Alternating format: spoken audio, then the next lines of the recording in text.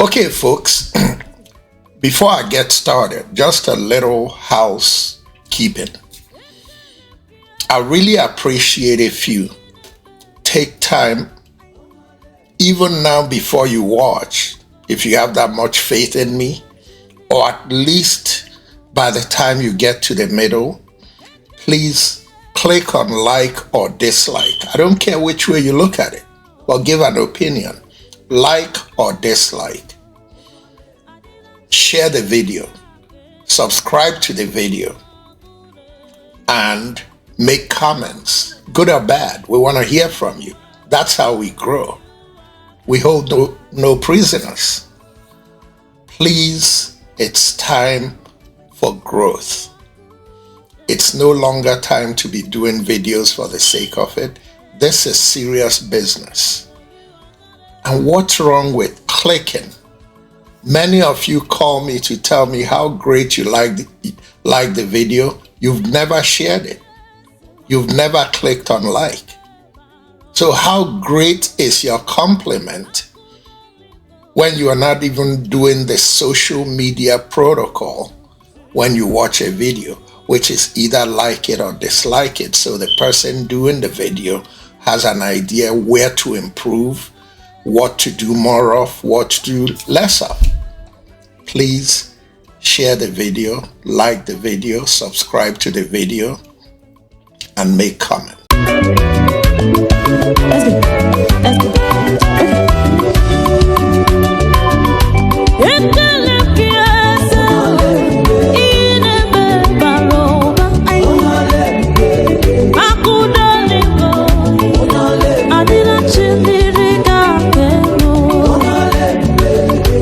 Hello, everybody. Once again, this is Fred Wonko coming to you from our studios in Chicago with a post-election edition of Bold Talk on LNTV. And as usual, I like to say good morning, good afternoon, and good evening to you, depending on where you are around the world. As I promised last week, I was in shock and I wasn't in a mood to talk election. And I said I'll come back with a full analysis of what I think happened. It's what I think happened. You know what you think happened, but just bear me out. And it is on that note that I decided to share some numbers that are very telling about the 2020 election and the 2024 election. They are very intriguing, and the best way for you to accept this video is to take your biases and throw them in the garbage. This episode is not about Kamala Harris. This episode is not about Donald Trump. This episode is not about Joe Biden in terms of me leaning one way or the other to support one person or the other. This election is about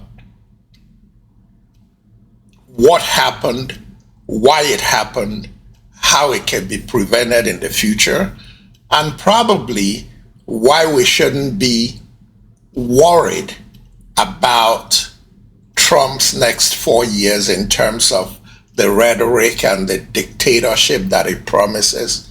It's not going to be any dictatorship. This is America. There are checks and balances. And you must remember that Trump's Supreme Court judges are people who share the evangelical right values. So when it comes to overturning Wade versus Roe versus Wade, the abortion thing, and when it comes to frowning at the transgender issue and all those, you're going to expect the court to vote on the side of Trump.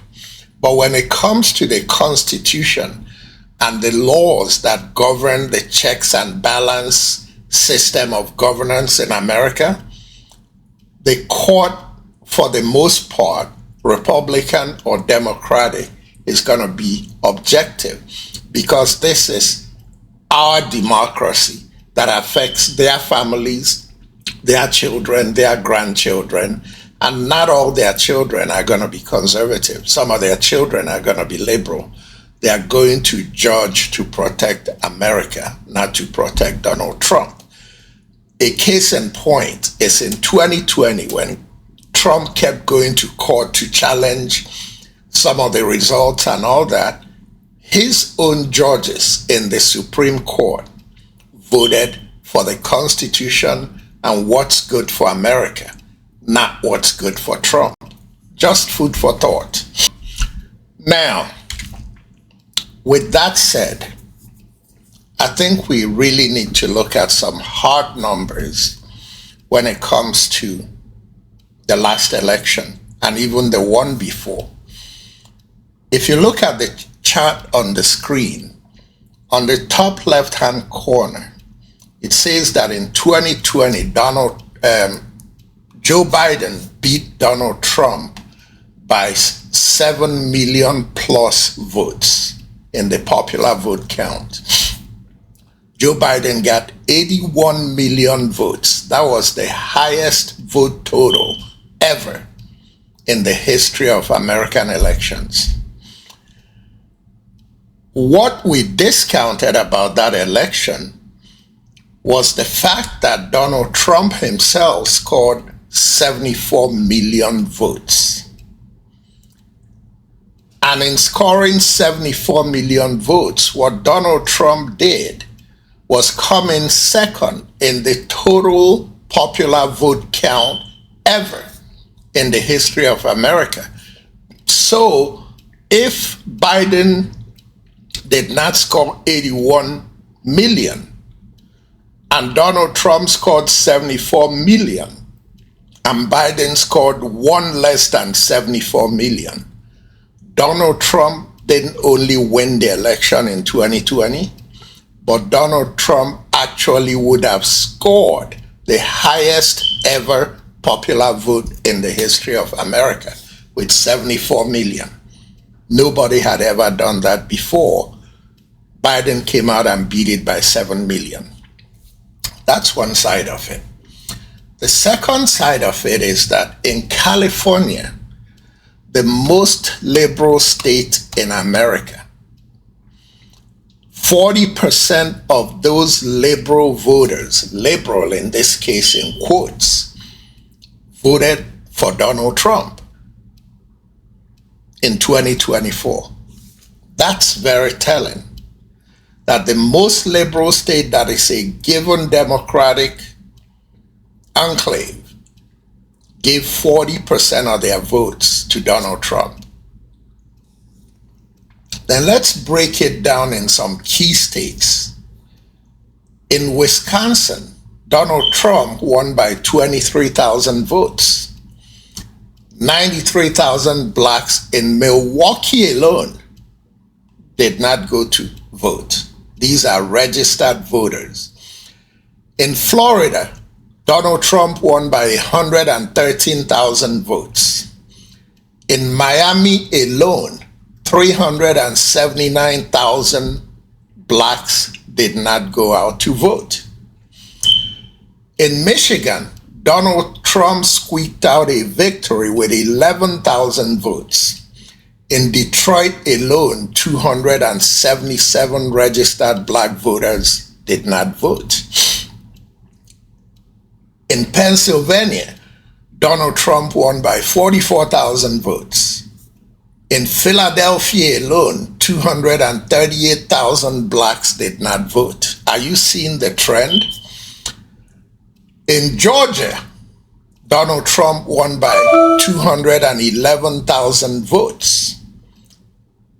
In Atlanta alone, 530,000 blacks who were registered to vote did not vote.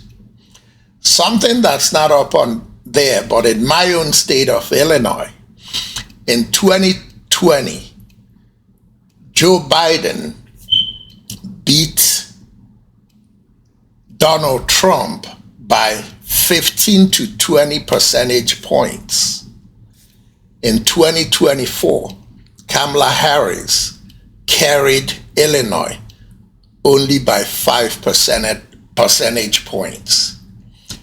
What that tells you is that even in the stronghold of the Democratic Party across the country, their vote totals are slipping and Republicans are massively gaining, which means that the Democratic Party needs to take a step back, go and reevaluate what they are doing, and decide what their game plan is going to be.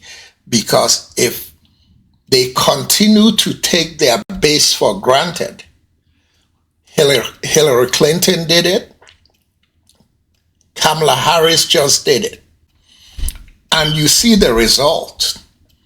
Hillary Clinton should have been president of America if she had campaigned heavily in Wisconsin and Michigan. She took them for granted. She barely lost in those two states, and that's because she did not go there to campaign, and Trump went in there several times the final weeks of the election. As long as the Democratic Party continues to take the black vote especially for granted, the Republican gains in those Democratic states and in the black communities across America are going to keep increasing election after election after election. Obama did not take the black vote for granted. Joe Biden did not take the black vote for granted. They worked heavily for it, and the results showed in the overwhelming victories they scored. But having said that, even though Obama and Joe Biden won those overwhelming victories in the black communities, the question we should ask ourselves is, what did they really do for the black community? Don't tell me about welfare packages. You're not helping blacks anymore with more welfare and more welfare and more welfare. And remember, this episode is not about Kamala or Donald Trump or Joe Biden. This episode is an objective episode I'm doing based on my own observations. You may say I'm wrong, you could have yours, but based on my own observations, these are the things I'm seeing are the trends that are going to follow unless something changes drastically in the Democratic Party. And one of the places I think, it may be a topic for a different edition to keep this one short, one of the places I think the Democrats really need to reevaluate what they are doing is, who are the leaders in the black community that the Democratic Party really need to start featuring more in talking to the black community. The Jesse Jackson and the Al Sharpton days are over. That line of thought in the black community is seen today as a welfare line of thought, and blacks are looking for somebody who is going to show them how to put more money in their pocket. It's going to be less welfare, more economic empowerment, more academic empowerment, more moral values empowerment, and more ethics empowerment. That's what's going to sell in the black community, even if not in the immediate short term, but in the long run. Because what you're seeing is that blacks, even the blacks on welfare, are now rejecting the Democrats that brought the welfare to them. Blacks, their sentiments in this election shows that they feel, whether it's perception or not, is a different case. But the black man on welfare felt that he was doing better under Donald Trump from 2016 to 2020 than he did under Joe Biden from 2020 to 2024. On that note about economic empowerment under Donald Trump versus under Joe Biden, perceived or real is irrelevant. Let me end with some sound bites from an African American PhD, a PhD in economics, a man who pulled himself from the ghettos of Philadelphia, raised without his father in the house, and a determined mother who was not educated, worked as a domestic help for rich white people, but determined that she'll make something out of her children. What Black America needs today are strong Black men and women with good values that will teach our young men and women how to be empowered academically, economically, morally, and ethically to go out and achieve in a world where nobody could stop them, prejudice or no prejudice.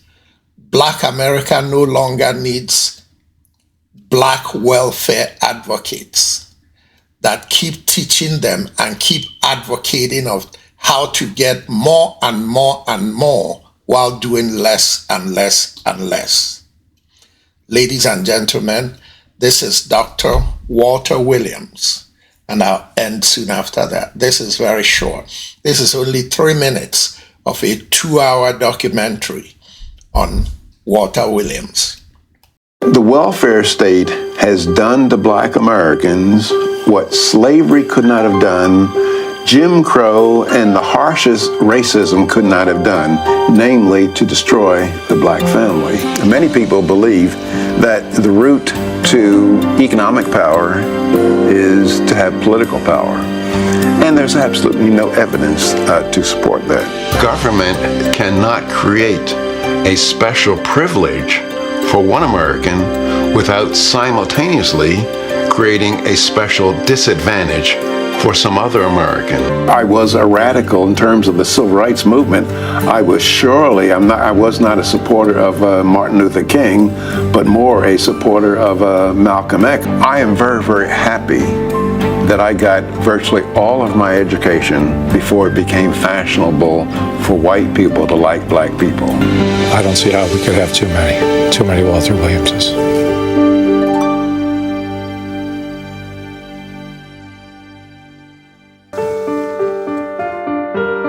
If there's one great thing that can be said about the United States, just because you know where a person ends up in life, you can't be sure about where he started.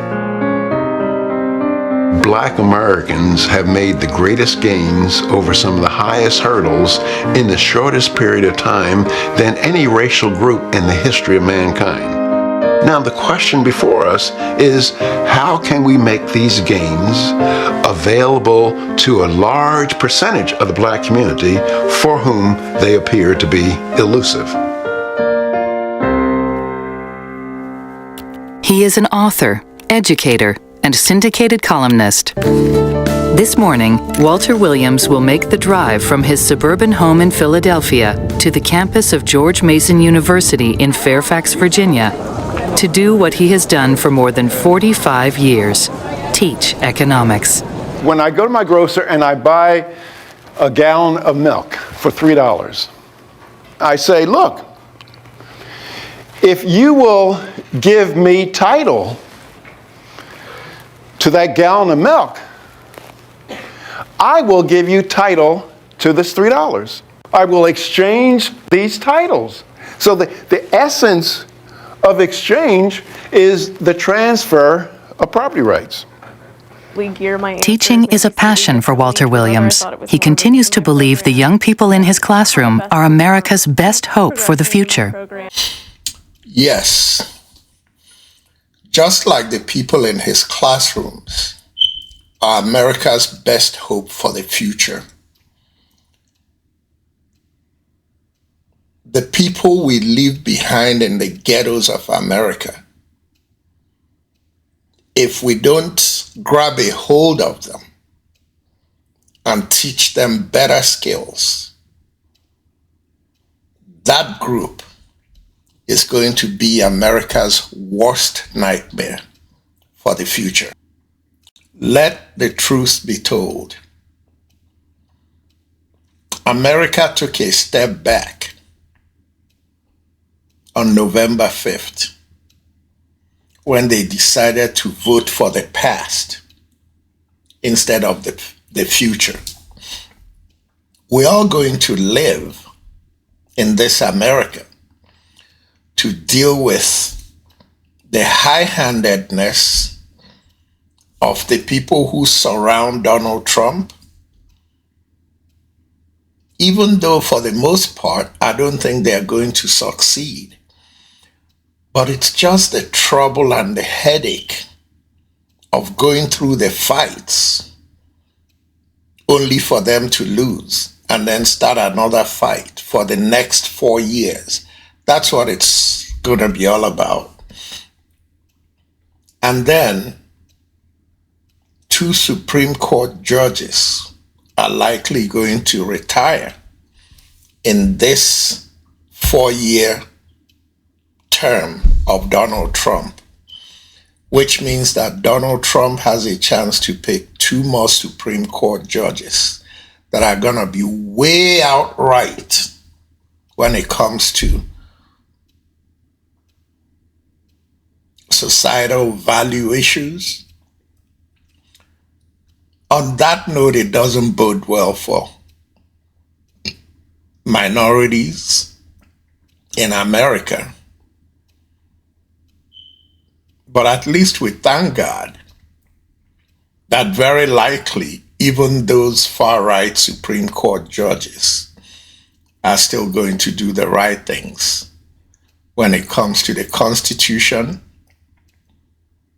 and the human rights in America. As I congratulate Donald Trump, I must also say that it's a dark day in America. And we all have to cinch it up, hunker down, and be ready for what the next 4 years brings. And Democrats need to go back home and see what they've been doing wrong and right it in a hurry. Ladies and gentlemen, once again, this is Fred Wonko coming to you from our studios in Chicago with another edition of Bold Talk on LNTV. And until next time, good night and God bless.